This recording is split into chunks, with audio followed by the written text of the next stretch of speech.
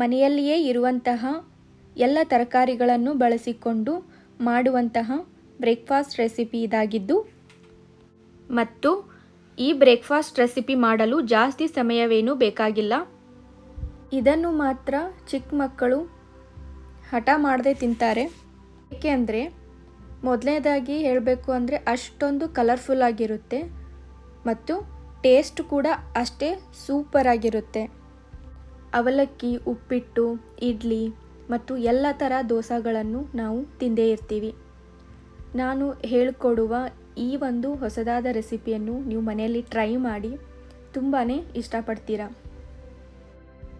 ಸ್ನೇಹಿತರೆ, ನೀವಿನ್ನೂ ನನ್ನ ನಮಃ ನಳಪಾಕ ಯೂಟ್ಯೂಬ್ ಚಾನಲನ್ನು ಸಬ್ಸ್ಕ್ರೈಬ್ ಮಾಡಿಲ್ಲ ಅಂದರೆ ದಯವಿಟ್ಟು ಸಬ್ಸ್ಕ್ರೈಬ್ ಮಾಡಿ, ಪಕ್ಕದಲ್ಲಿರುವ ಬೆಲ್ ಐಕಾನನ್ನು ಒತ್ತಿ. ಮತ್ತು ಇದೇ ರೀತಿ ಇನ್ಸ್ಟಾಗ್ರಾಮ್ನಲ್ಲಿ ಕೂಡ ನಮ್ಮ ನಮಃ ನಳಪಾಕ ಪೇಜನ್ನು ಫಾಲೋ ಆ್ಯಂಡ್ ಸಪೋರ್ಟ್ ಮಾಡಿ.